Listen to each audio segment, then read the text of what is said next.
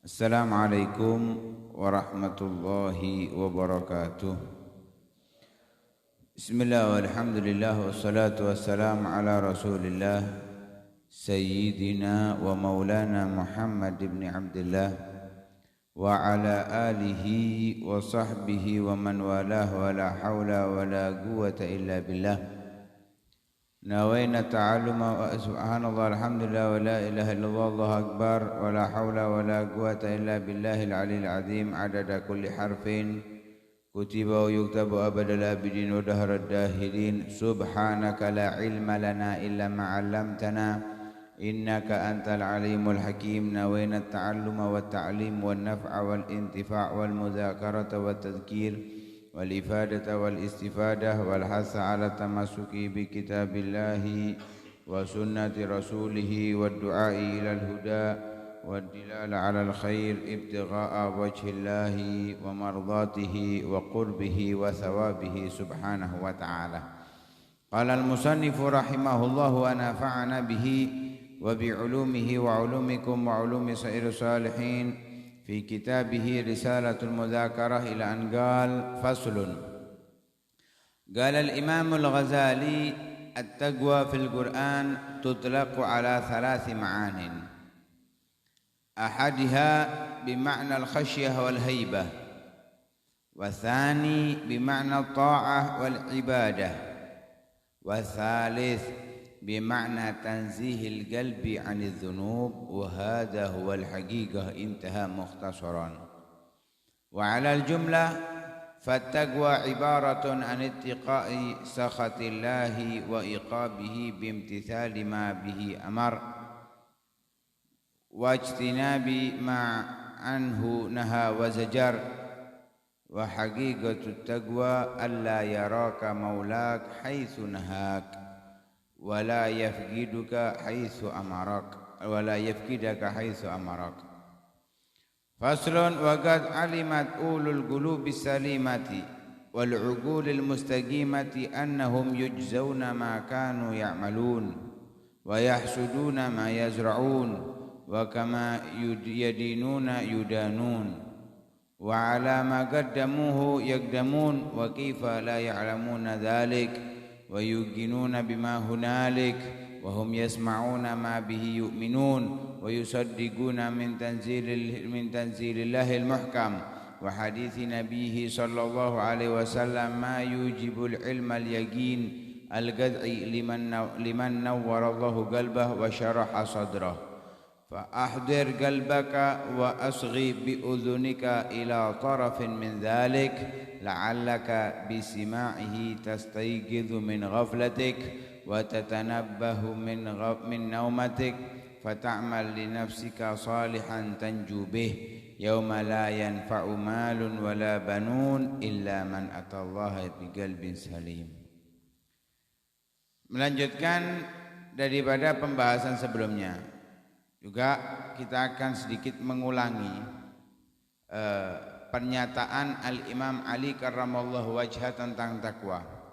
Beliau mengatakan yang mungkin di pertemuan yang lalu apa yang kita sampaikan dari pernyataan Imam Ali bin Abi Thalib keliru dari kefahaman yang kami dapatkan. Kemudian setelah kami bertanya kepada salah satu guru, beliau menjawab dan memberikan kefahaman daripada pembahasan tersebut.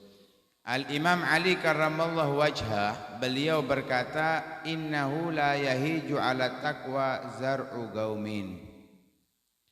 Sesungguhnya tidak akan hancur, tidak akan rusak, tidak akan binasa apa yang ditanam oleh kaum bila mana pondasi saat menanamnya itu didasari dengan ketakwaan. Artinya ketika orang-orang yang bekerja, bercocok tanam, petani, mereka menanamnya tanpa didasari ketakwaan, orangnya lupa dari Allah, tidak menjalankan kewajiban sebagaimana hamba, kewajiban yang diperintahkan oleh Allah ditinggalkan, maka yang ditanamnya akan hancur. Mungkin tidak sekarang, akan datang, akan dia dapatkan. Tapi ketika ditanam atas takwa, kewajiban tetap dijalankan, maka apa yang ditanamnya akan berhasil dan dapat dipanen dengan baik. Itu makna pernyataan Al-Imam Ali karramallahu wajhah di dalam takwa. Kali ini kita akan membahas kelanjutan daripada kitab Risalatul Mudzakarah. Disebutkan faslun qala al-Imamul Ghazali. Al-Imamul Ghazali berkata, sebagaimana di akhir pertemuan kemarin Al-Imam Abdullah bin Al-Haddad menyebutkan wa fadailut taqwa wal muttaqin aktsar min an tuhsar. Keutamaan, keistimewaan takwa dan orang-orang yang bertakwa banyak sulit untuk dihitung. Wa qad basatal kalamu fit taqwa al-Imamul Ghazali fi minhaji. Telah membahas panjang di dalam takwa yaitu Al-Imamul Ghazali di dalam kitabnya Minhajul Abidin. Wa qad lakhasna min kalamihi ba'd ma dzakarna. Aku telah ringkas dari pernyataan Imam Ghazali di dalam kitab Minhajul Abidin dalam pembahasan takwa sebagian yang telah kami sebutkan dari ayat hadis itu disebutkan. Yang disebut oleh Al-Imam Abdullah bin Al-Haddad adalah Imam Ghazali. Sehingga beliau menukil juga pernyataan Imam Ghazali di dalam makna takwa. Al-Imam Ghazali berkata, kita kenal ya Imam Ghazali, kita sudah mempelajari kitabnya Bidayatul Hidayah. Mungkin tinggal pengamalan yang ada dalam kitabnya yang bisa membuat kita bertakwa kepada Allah Subhanahu wa taala. Karena di dalam Bidayatul Hidayah kandungannya adalah takwa secara zahir dan takwa secara batin. Imam Ghazali mengatakan at-taqwa fil Qur'an tutlaqu ala thalathi ma'anin. Takwa di dalam ayat-ayat Al-Qur'an. Kemarin disebutkan beberapa ayat. Walaqad wasaynal ladzina utul kitaba min qablikum wa iyyakum anittaqullah. Ya ayyuhan nasu taqu rabbakumul ladzi khalaqakum min nafsin wahidah. Ya ayyuhalladzina amanu taqullaha wa qulu qawlan sadida. Ya ayyuhalladzina amanu taqullaha haqqa tuqatih. Fattaqullaha mastata'tum. Wa man yattaqillaha. Banyak kalimat-kalimat disebutkan tentang takwa. Baik ayat Al-Qur'an yang menunjukkan perintah atau keistimewaan. Alhasil makna daripada kandungan takwa yang disebutkan oleh Allah Subhanahu wa taala di Al-Qur'an itu dimutlakan oleh Al-Imamul Ghazali atas 3 makna. Imam Ghazali enggak ngarang, ngawur, tapi mengambil daripada sanad keilmuannya guru ke guru sampai Rasulullah sallallahu alaihi wasallam. Lah, 3 makna itu apa? Yang pertama bimakna al-khasyah wal haibah. Rasa takut dan menganggap wibawa kehormatan Allah Subhanahu wa taala. Jadi dia merasa, orang yang bertakwa akan merasa dia selalu berhadapan dengan Allah Subhanahu wa taala. Sehingga kalau dia berbuat sesuatu khawatir salah, takut siksa. Berharap apa yang dia lakukan benar dan diterima oleh Allah Subhanahu wa taala. Jadi kalau maksiat itu dia memiliki rasa takut, beribadah pun mereka masih memiliki rasa ketakutan. Orang yang bertakwa enggak maksiat. Kalaupun itu maksiat yang dia lakukan, dia itu sudah melakukannya dengan rasa takut. Itu wajar. Mereka saat beribadah, mereka pun diiringi rasa khawatir, takut kepada Allah Subhanahu wa ta'ala. Karena enggak mungkin orang bertakwa tanpa keilmuan, enggak mungkin. Dan di antara orang yang berilmu itu adalah memiliki rasa takut. Innama yakhshallaha min ibadihil ulama. Al-ilmu khasyah kulluh yu'raf bidzaka al-ahlu. Ilmu adalah intinya takut. Ketika dia punya rasa takut, maka dia adalah orang yang berilmu. Begitulah apa yang difirmankan oleh Allah Subhanahu wa ta'ala. Maka ketika orang bertakwa Ya ayyuhalladzina amanu taqullaha ya ayyuhan nasu taqu rabbakumul ladzi khalaqakum. Itu maknanya bisa diartikan wahai orang-orang beriman, takutlah kepada Allah Subhanahu wa taala. Lah orang takut itu gimana? Sebagaimana dalam ayat Al-Qur'an, "Qu anfusakum wa ahlikum nar." Hindarkan dirimu dan keluargamu dari api neraka Allah Subhanahu. Dalam hadis yang kemarin disebutkan ittaqun nara walau bisyiki tamra. Khawatirlah masuk neraka, takutlah masuk neraka dengan sebagian daripada kurma. Itu makna dalam takwa. Yang kedua, takwa bimakna at-ta'ah wal ibadah, memiliki arti ketaatan dan ibadah. Kita baca ayat Al-Qur'an. Walaqad wasaina alladziina utul kitaba min qablikum wa iyyakum an ittaqullah. Telah aku wasiatkan kepada orang-orang yang diberikan kitab At-Taurat wal Injil, ahlul kitab, al-Yahud wan Nasara, min qablikum, dari sebelum kalian, wa iyyakum, dan kalian. Apa yang diwasiatkan? An ittaqullah, untuk bertakwa kepada Allah. Maknanya ani'budullaha wa ati'u, bertakwa, beribadahlah kepada Allah dan dan patuhlah. Ini maknanya ittaqullah adalah i'atiullah. Karena itu kalau kita di dalam khutbah kalimat wasiat bittaqwa itu enggak harus menggunakan kata-kata ittaqullah, enggak harus. Pakai kalimat atiullah boleh. Ubudullaha boleh. Loh, itu kan ittaqullah, iya. Allah menciptakan manusia dan jin. Tujuannya, fungsinya apa? Wa ma khalaqtul jinna wal insa illa liya'budun, untuk beribadah kepada Allah Subhanahu wa taala. Lah makna bertakwa itu adalah beribadah kepada Allah Subhanahu wa taala. Itu yang kedua. Yang ketiga, bimakna tanzihil qalbi anil dzunub, mensucikan, membersihkan, menjernihkan hati dari berbagai macam dosa.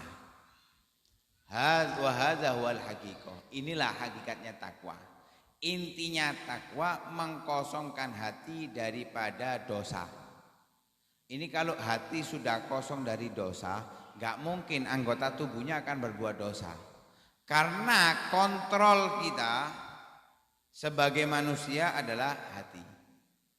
Kalau hatinya menginginkan keburukan, maka anggota tubuhnya jalan masuk ke dalam kemaksiatan.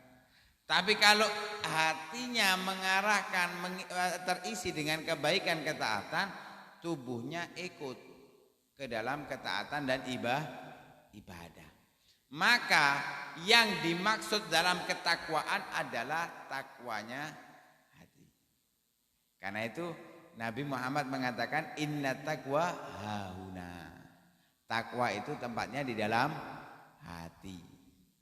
Hakikatnya takwa tempatnya di dalam hati. Rasa takut, takwa, ibadah itu hakikatnya berada di dalam hati. Karena itu Imam Ghazali mengajarkan kita takwa secara zahir dan batin.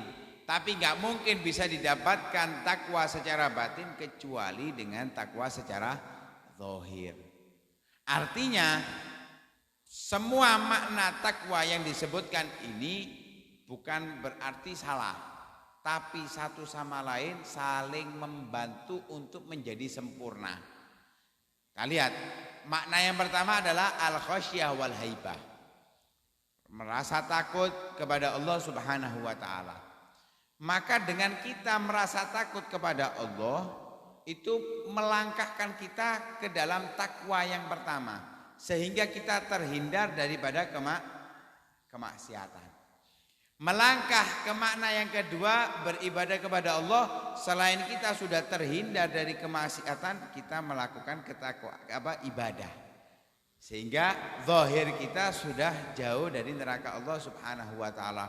Ditingkatkan kembali setelah zahir selesai, hatinya dibersihkan daripada penyakit-penyakit hati, sombong, merasa lebih mulia dari yang lain, benci, iri, dendam, kemudian ingin dipuja-puji dan yang lain sebagainya. Dari penyakit-penyakit hati dikosongkan. Maka sempurnalah orangnya, benar-benar dikatakan orang yang bertakwa kepada Allah Subhanahu wa ta'ala.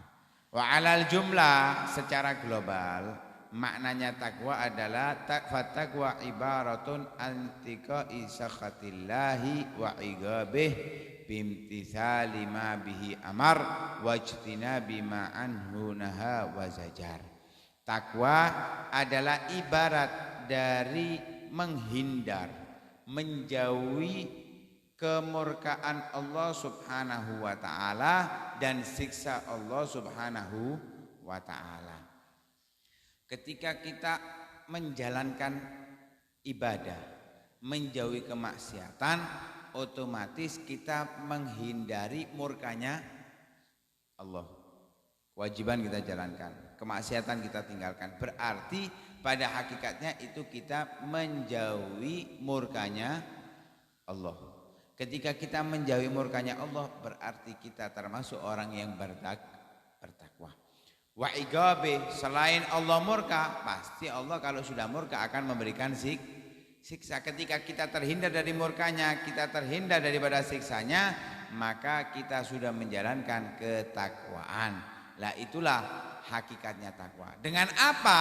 Bimtitsali ma bihi amar, dengan menjalankan apa yang diperintahkan oleh Allah Subhanahu wa ta'ala.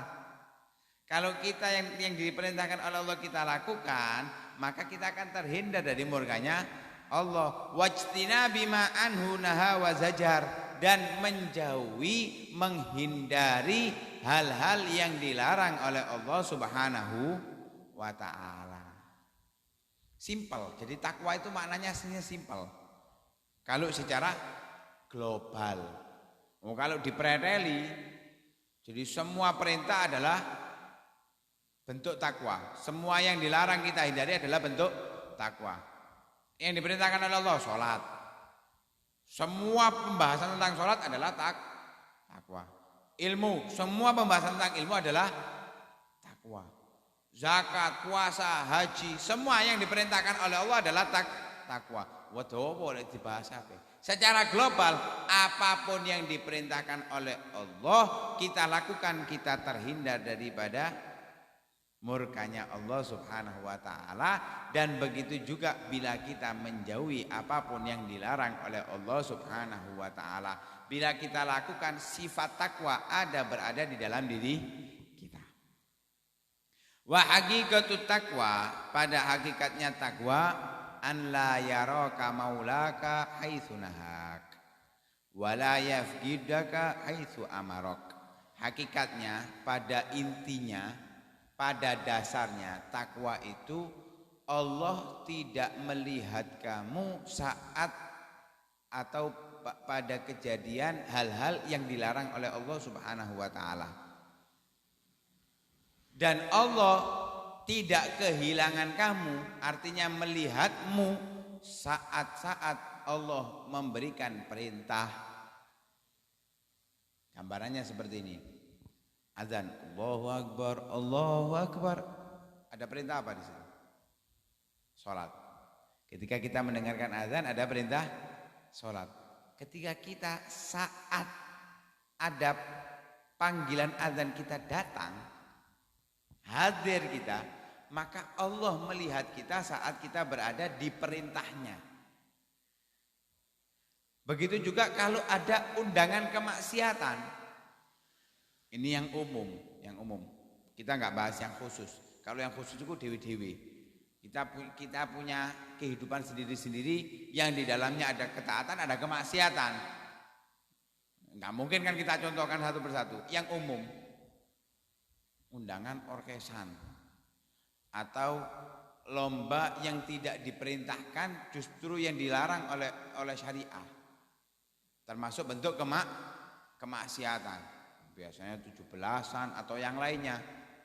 Atau undangan walimah semisalnya campur laki perempuan, maka di situ juga ada kemaksiatan. Atau di dalam undangan tersebut terdapat minuman keras. Lah di saat-saat seperti ini Allah nggak melihat kita. Artinya kita nggak ada di situ, nggak hadir di situ. Wah aku singitan. Iya duduk. Intel aja bisa tahu. Apalagi Allah Subhanahu wa ta'ala. Gak bisa kita mau sembunyi-sembunyi. Tetap Allah akan tahu. Oh, iya aku gak melo streaming podo ae. Ya, podo ae kan bedone. Ya. Aku gak hadir nyumbang sama aja. Walaupun gak hadir tapi nyumbang itu sama saja. Karena membantu di dalam adanya. Loh gak hadir, iya tapi Allah tahu itu bukan hanya sekedar kehadiran kamu, bantuan kamu, tenaga kamu, pemikiran kamu Allah juga tahu. Lah di dalam hal-hal yang dilarang oleh Allah kamu nggak ada di situ, tapi ketika di dalam hal-hal yang diperintahkan oleh Allah kamu ada di situ, itulah bukti kalau kamu adalah orang yang bertakwa kepada Allah Subhanahu wa ta'ala. Lah itulah hakikatnya takwa. Jadi intinya apa sih yang diwajibkan karo pangeran ini? Ya kita harus ada di saat-saat itu.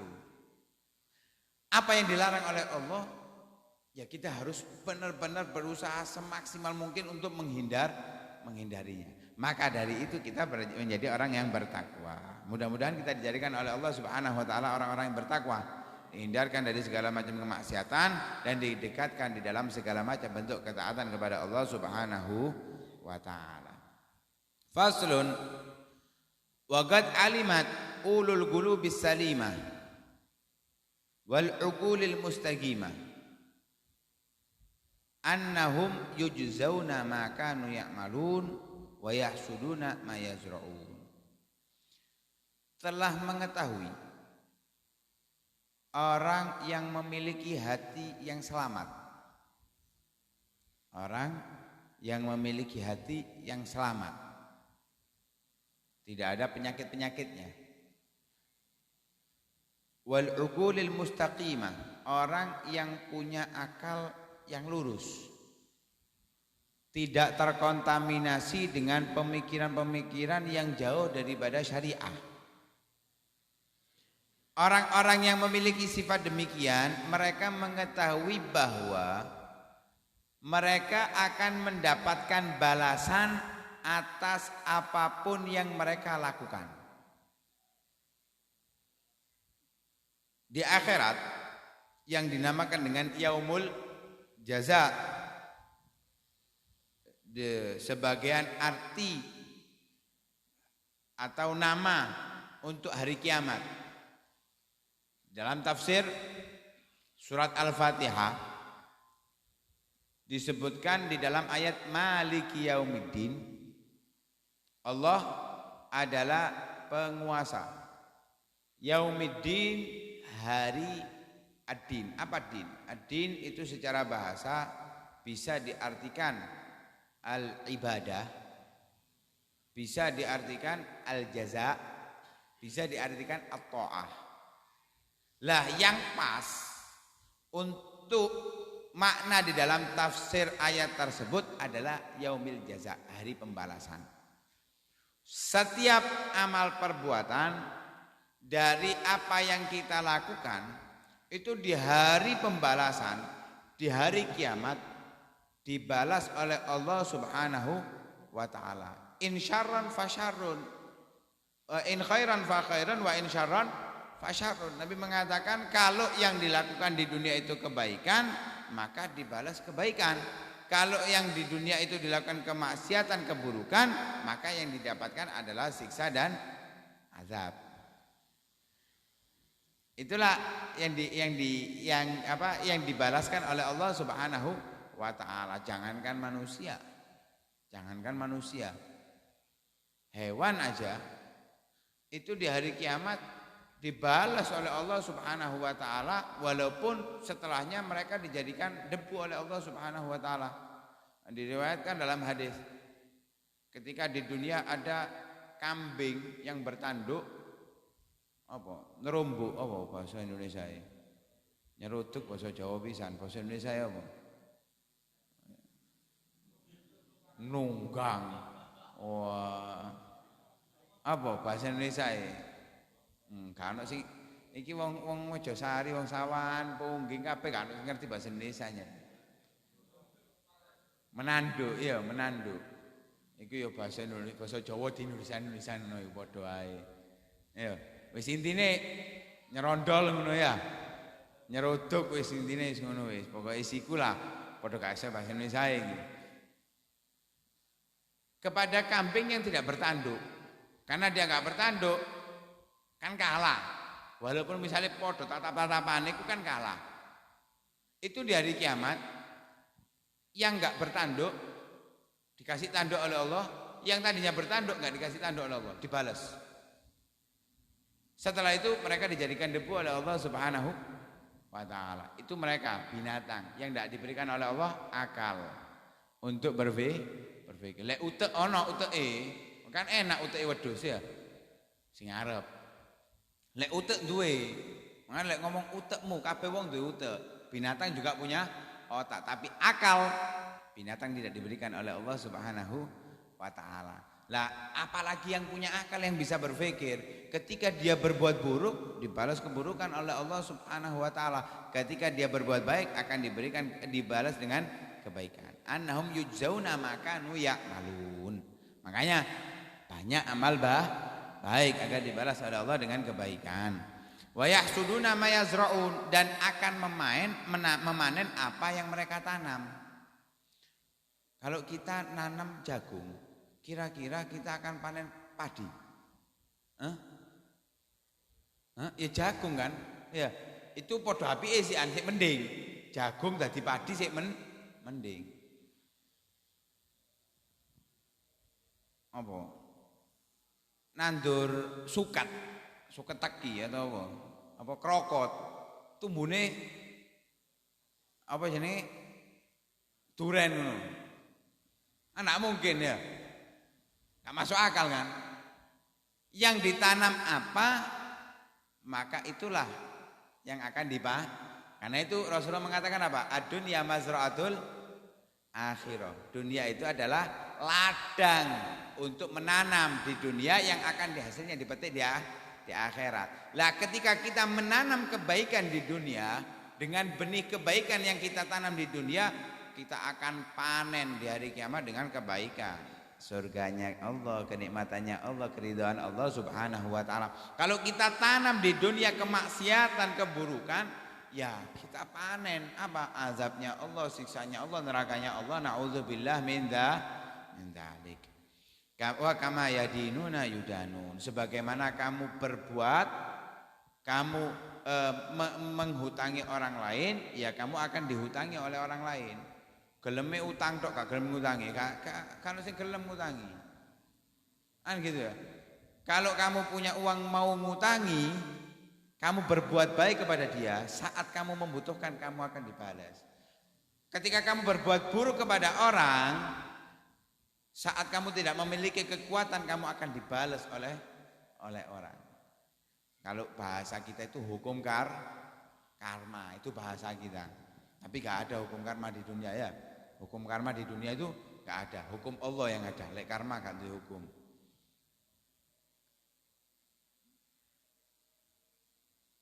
Wa alama qaddamuhu yaqdamun, dan apa yang mereka tanam, mereka lakukan di dunia, mereka akan dapatkan kelak di hari kiamat. Wa kaifa la ya'lamuna dzalik? Bagaimana bisa orang-orang yang memiliki hati yang bersih atau akal yang benar itu tidak mengetahui hal tersebut? Bagaimana bisa mereka tidak yakin dengan apa yang akan diberikan oleh Allah di surga, di akhirat? Sedangkan mereka wahum yasma'una ma bihi yu'minun, mendengarkan apa yang mereka yakini. Wa yusaddiqun, mereka percayai min tanzilillahil muhkam, dari firman-firman Allah Subhanahu wa taala, wa hadithi nabiyhi sallallahu alaihi wasallam, dan mereka apa yang mereka percaya dari hadisnya Rasulullah sallallahu alaihi wasallam, ma yujibul ilmal yaqini al-qat'i, hal-hal yang dapat menyebabkan kefahaman, keyakinan dan kefahaman keyakinan yang paten, yang pasti. Ayat Al-Qur'an, hadisnya Nabi, ini yang tidak bisa dipungkiri kebenarannya. Yang tidak bisa dipungkiri kebenarannya. Al-Qur'an dan hadisnya Nabi. Dan di dalam Al-Qur'an dan dalam hadisnya Nabi ada penjelasan, keterangan yang mana seseorang yang berbuat di dunia akan mendapatkan hasilnya. Lah kalau ada orang-orang yang hatinya bersih, kemudian akalnya itu benar, nggak tahu, itu mustahil. Kenapa? Di Al-Quran disebutkan kalau dia nggak tahu berarti dia bukan orang yang memiliki hati yang bersih dan akal yang lurus. Karena orang yang memiliki akal yang lurus dan hati yang bersih akan mengetahui hal tersebut. Maka lah itu diberikan oleh Allah untuk orang-orang yang diberikan cahaya oleh Allah Subhanahu wa taala di dalam hatinya. Maka fa'ahdir qalbak. Hadirkan hatimu. Konsentrasi. Wa asghi bi udhunik. Dengarkan, simaklah dengan baik. Ila tarafin min dzalika, ke beberapa penjelasan dari apa yang difirmankan oleh Allah Subhanahu wa taala dan disabdakan oleh Nabi sallallahu alaihi wasallam tentang balasan yang diberikan oleh Allah Subhanahu wa taala kepada orang-orang yang berbuat sesuatu di dunia, baik dengan kebaikan, buruk dengan keburukan. Kenapa kok kita diperintahkan untuk fokus, konsentrasi, kita mendengarkan dengan seksama? La'allaka bisima'ihi tastaiqizu min ghaflatik. Mungkin dengan kita mendengarkan apa yang difirmankan oleh Allah, apa yang disabdakan oleh Nabi, kita bisa sadar dari lalai kita. Kita ini hamba yang lupa kepada Allah Subhanahu wa taala.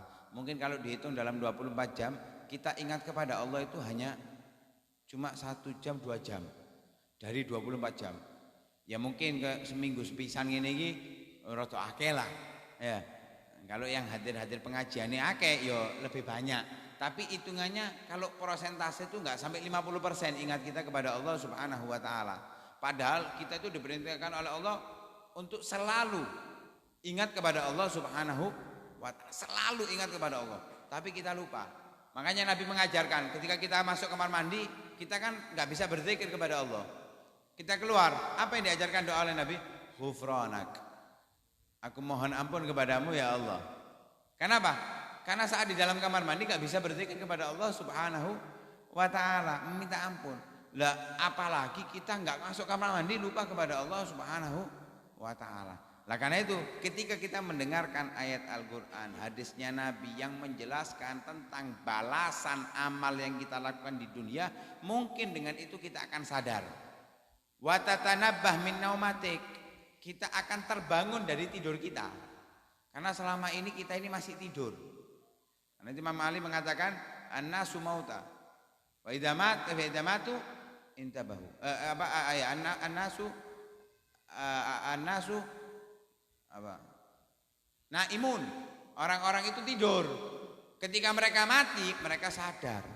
Nah, jangan sampai seperti itu. Kita harus sadar sebelum kita mati. Jangan sampai kita mati baru sadar, ya Allah. Rabbirji'un, kembalikan aku ya Allah ke dunia. La'alli a'malu sholihan, supaya aku bisa beramal kebaikan. Rabbi akhirni ila yaumi yub'ats dalam ayat Al-Qur'an. Intinya beberapa ayat yang menjelaskan orang-orang yang menyesal karena sadarnya setelah wafat, minta diundur waktunya untuk hidup di atas dunia, bisa bersedekah, mengeluarkan seluruh hartanya untuk menjadikan amal soleh. Kalla, katanya Allah, kalla, gak bisa. Innaha kalimatun huwa qailuha. Itulah kalimat yang sudah dikatakan oleh Allah Subhanahu wa taala. Sudah, setelah itu adalah barzakh, alam kubur. Nah itu sebelum kita mati hendaknya kita sadar. Dengan apa? Mendengarkan ayat-ayat Allah dan hadis-hadisnya Nabi Muhammad SAW. Sehingga kita ketika sadar, fata'mal li nafsika sholihan tanjubih. Kita bisa berbuat amal soleh untuk diri kita yang membuat itu selamat. Nah itu dalam ayat Al-Quran, yauma la yanfa'u malun wala balun illa man atallaha biqalbin salim. Kita orang-orang yang lalai, kita harus tahu bahwa di hari kiamat tidak akan bermanfaat harta sebanyak apapun, anak sebaik apapun, tidak akan memberikan manfaat kecuali kalau kita datang dengan harta dan anak kita itu kita membawa hati yang bersih. Kita datang kepada Allah, kita mati, hati kita bersih daripada kemaksiatan, penuh dengan ketakwaan kepada Allah Subhanahu wa ta'ala. Artinya sebelum wafat dia sudah siap, sudah mempersiapkan bekal di hari kiamat. Dia sudah sadar sebelum wafat, sehingga dia berbuat amal baik, hatinya bersih, bertemu dengan Allah Subhanahu wa ta'ala. Anak dan hartanya bisa bermanfaat, anaknya bisa memberikan syafaat, anaknya bisa mengirimkan doa yang bermanfaat untuknya. Harta yang ia lakukan, yang ia miliki juga memberikan manfaat di hari kiamat kelak. Wallahu ta'ala a'lam. Mudah-mudahan memberikan kepada kita manfaat, dijadikan kita orang-orang yang sadar, orang-orang yang selalu ingat kepada Allah Subhanahu wa ta'ala dan banyak berbuat amal soleh, dan dijadikan kita orang-orang yang sudah mempersiapkan diri kita sebelum diangkat diambil ajal kita oleh Allah Subhanahu wa ta'ala. Amin amin ya rabbal alamin. Sallallahu alaihi wasallam Muhammadin wa ala alihi wasallam. Walhamdulillahi rabbil alamin.